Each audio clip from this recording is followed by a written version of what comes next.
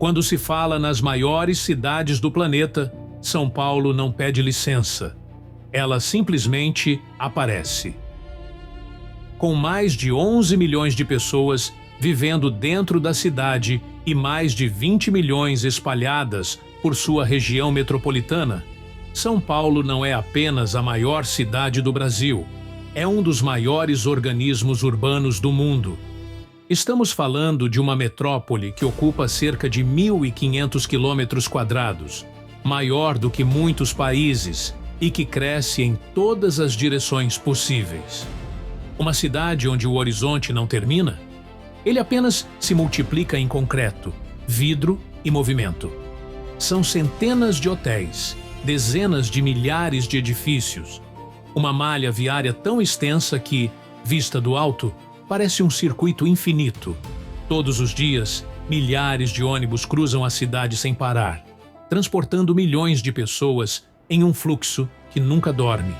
Aqui, o relógio corre mais rápido. As ruas nunca estão vazias e o silêncio simplesmente não existe. São Paulo é uma máquina urbana em funcionamento constante, gigantesca, intensa, exaustiva. Mas toda cidade desse tamanho paga um preço. Quanto mais ela cresce, mais desafios surgem. O ar que se respira, os rios que cortam a cidade, o lixo que se acumula diariamente. Porque viver em uma das maiores cidades do planeta não é apenas grandioso, é pesado. Mas antes de explorarmos tudo o que São Paulo tem de grandioso e tudo o que ela enfrenta diariamente, é preciso voltar no tempo e entender como tudo começou. Antes dos arranha-céus, das avenidas intermináveis e do concreto que hoje define a paisagem, São Paulo nasceu de forma quase discreta, em um tempo em que nada indicava o que ela se tornaria. A cidade foi fundada em 1554, quando os padres jesuítas Manuel da Nóbrega e José de Anchieta ergueram um pequeno colégio no alto de um planalto. Chamado de Colégio São Paulo de Piratininga, aquele edifício simples, criado para educar e catequizar, acabou se tornando o embrião de uma das maiores cidades do planeta. Hoje, esse ponto exato é conhecido como Pátio do Colégio, onde uma réplica do edifício original ainda marca, simbolicamente, o início de tudo.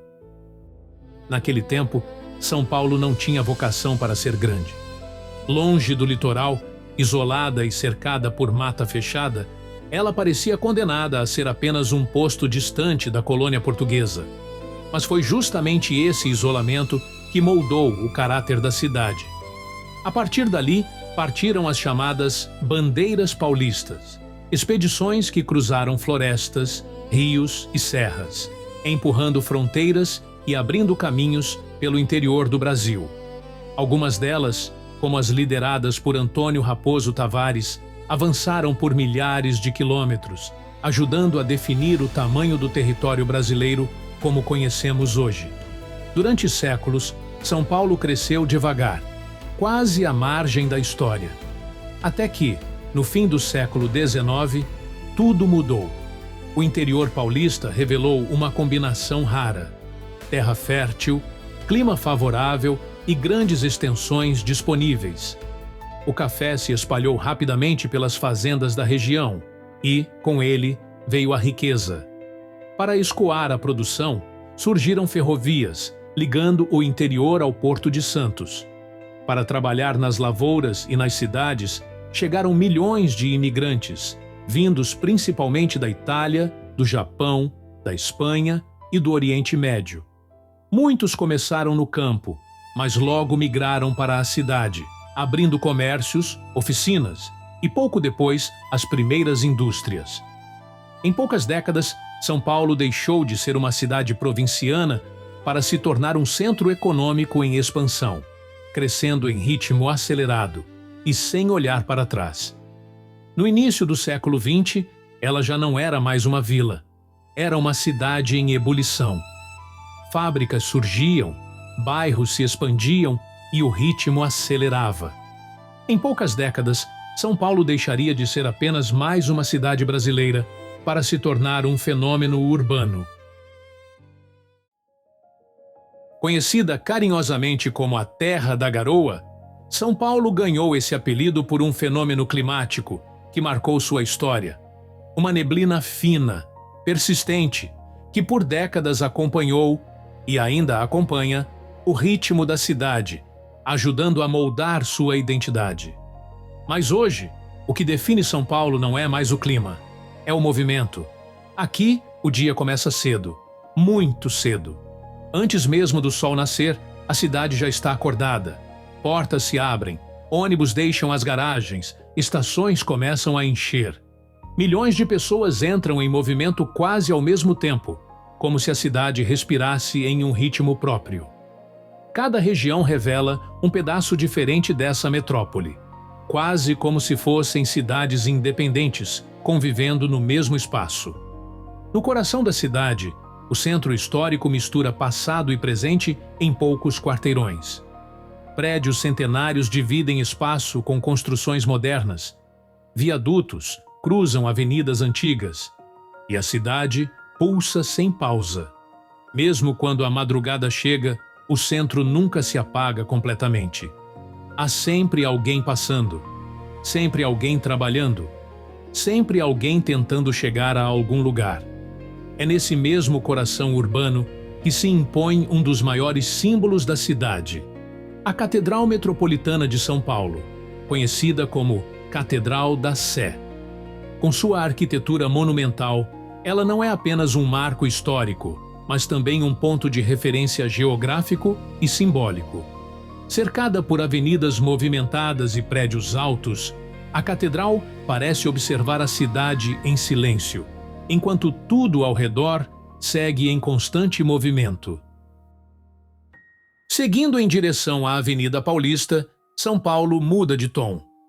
Durante o dia, a avenida se transforma em um dos principais centros financeiros e corporativos do país, concentrando sedes de empresas, bancos, hospitais e instituições que ajudam a mover a economia brasileira.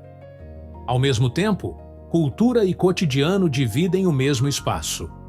O Museu de Arte de São Paulo, com seu edifício elevado sobre grandes pilares, tornou-se não apenas um museu, mas um símbolo urbano, ponto de encontro, palco de manifestações e referência cultural.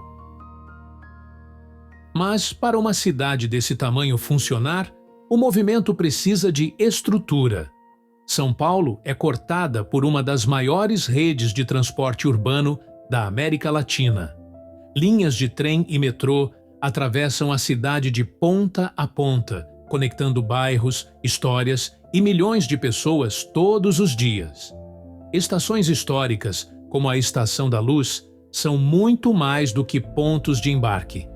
Elas contam a história da imigração, da industrialização e do crescimento acelerado da cidade.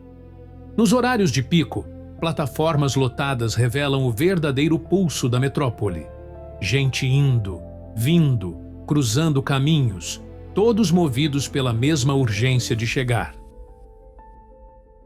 Na Zona Oeste, bairros criativos revelam uma São Paulo mais experimental. Em Pinheiros, especialmente na região da Vila Madalena, arte de rua, música, bares e espaços culturais transformam o cotidiano em experiência. É ali que o trabalho se mistura com lazer, onde ideias circulam com a mesma intensidade das pessoas. E, muitas vezes, o dia termina exatamente onde a noite começa, ou simplesmente não termina. Já na Zona Leste, bairros como a Moca carregam a memória da imigração e da industrialização. Antigas fábricas, vilas operárias e tradições familiares moldaram uma identidade forte, passada de geração em geração. É ali que São Paulo mostra suas raízes mais profundas, inclusive a mesa. Porque São Paulo é, talvez, uma das cidades mais diversas do mundo quando o assunto é comida. Aqui, sabores de todos os continentes dividem a mesma rua. Restaurantes sofisticados convivem com bares escondidos, padarias de bairro e cozinhas que funcionam madrugada adentro. Comer em São Paulo não é apenas hábito, é parte da identidade da cidade. E quando a noite chega, São Paulo não desacelera. Ela apenas muda de turno. Enquanto alguns voltam para casa, outros começam a trabalhar. Motoristas, cozinheiros, profissionais da saúde, seguranças, artistas, técnicos, entregadores. Existe uma cidade visível. E outra que funciona nos bastidores, mantendo tudo de pé. Bares, casas de show, teatros, ruas iluminadas e avenidas movimentadas mantêm São Paulo desperta, enquanto outras cidades dormem. Para alguns é o fim do dia. Para outros é apenas o começo. Não é exagero dizer que São Paulo é a cidade que nunca dorme. Enquanto alguns descansam, outros trabalham, se divertem, cozinham, dirigem, produzem. Aqui sempre existe alguém acordado, mantendo a cidade em movimento. Mas viver nesse ritmo tem um custo. Em uma cidade que nunca dorme, os desafios também nunca descansam.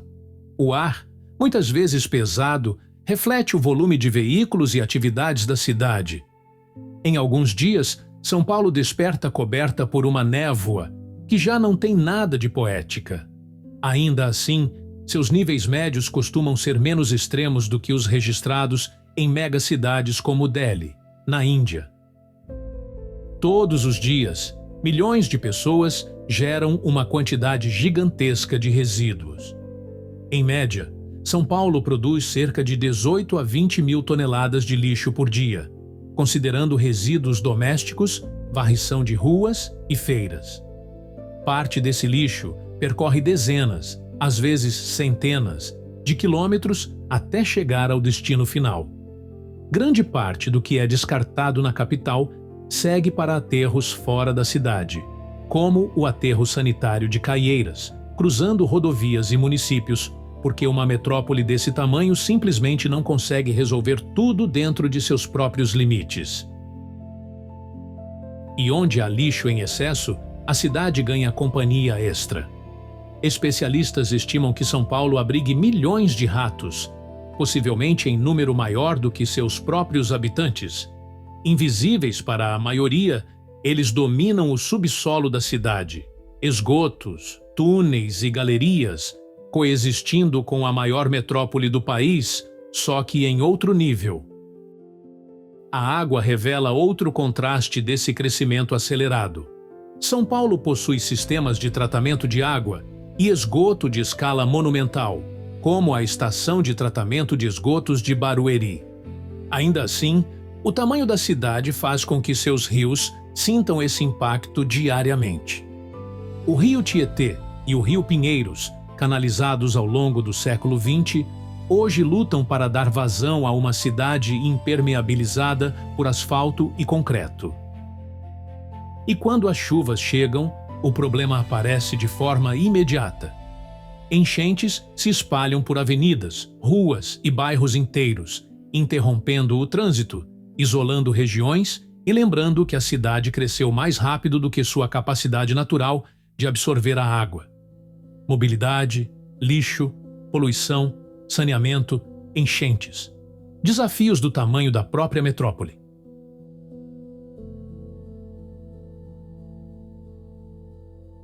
Ainda assim, São Paulo segue em frente. Se adapta, investe, tenta corrigir excessos, sem nunca parar. São Paulo não é uma cidade simples. Ela é intensa, contraditória, barulhenta e absolutamente viva. Uma metrópole que nasceu pequena, cresceu rápido e aprendeu a conviver com seus próprios excessos. Onde grandiosidade e desafios caminham lado a lado, todos os dias. Aqui, milhões de histórias se cruzam ao mesmo tempo. Algumas sobem arranha-céus, outras correm pelos trilhos, outras seguem escondidas sob o asfalto. São Paulo não é feita apenas de concreto, números ou mapas. Ela é feita de gente, de movimento, de persistência. Uma cidade que nunca dorme, porque, mesmo quando parece cansada, ela continua seguindo em frente.